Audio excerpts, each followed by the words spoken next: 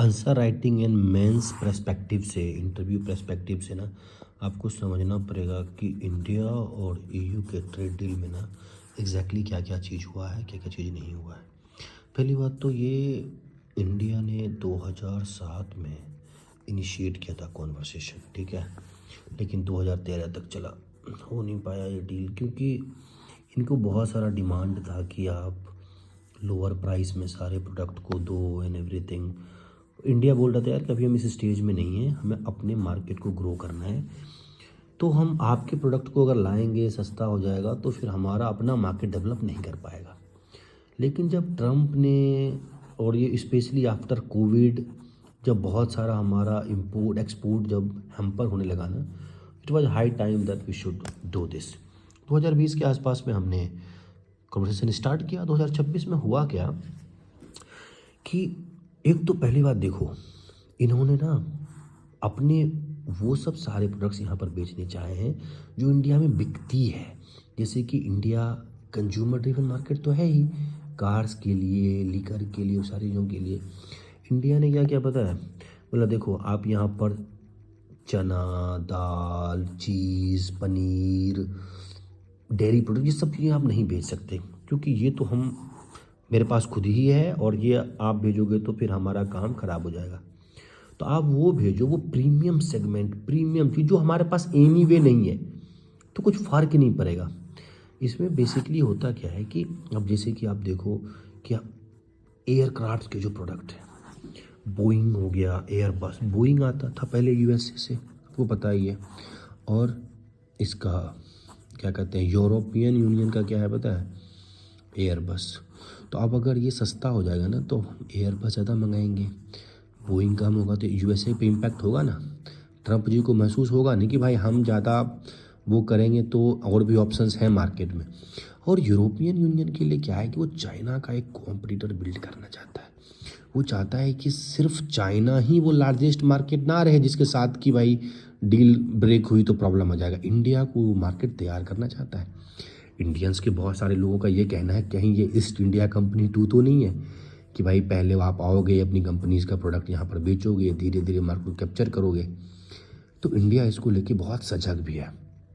आपको कभी भी आंसर में ना एक गवर्नमेंट फेवरेबल या अपोजिशन ऐसी बातें नहीं लिखनी है, आपको बहुत ही वैरायटी क्रिएट करना पड़ेगा। आपको 3 सेक्शंस में बात करने पड़ेंगे, ठीक है। पहली बात तो आपको ये बात करना पड़ेगा कि यूरोपियन यूनियन में जैसे कि 27 कंट्रीज़ का क्लब होता है, फैक्चुअल बात है, नंबर ड्रिवन बातें। फिर आप ये बातें करोगे कि इंडिया और यूरोपियन यूनियन का ट्रेड में कितना, कौन सरप्लस, इंडिया हमेशा से सरप्लस चलता आ रहा है, हमेशा यूरोपियन यूनियन को वो ज़्यादा हम एक्सपोर्ट करते हैं, इंपोर्ट कम करते हैं, ठीक है। फिर तीसरा बात आ जाएगा कि ये ट्रेड की इंपॉर्टेंस क्या है। आप ग्लोबल फैक्टर के बारे में बात कर लोगे कि भाई ग्लोबल में इतने सारे डाउन जो रही थी चीज़ें एंड एक्सेट्रा।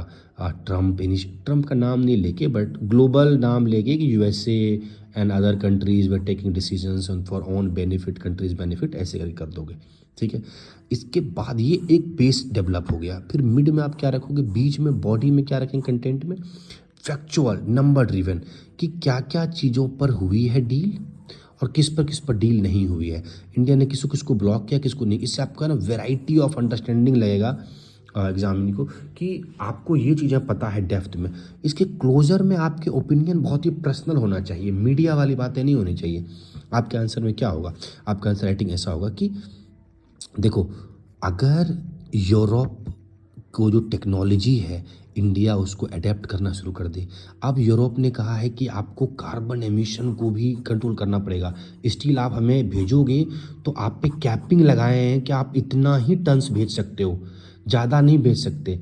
अगर आप जैसे स्टील को ना बनाने में बहुत ज़्यादा कार्बन डाइऑक्साइड बाहर निकलता है, पर्यावरण पे बहुत ज़्यादा नुकसान पहुंचता है, ऐसी बातें करनी है तो उन्होंने कार्बन एमिशन पर टैक्स लगा दिया।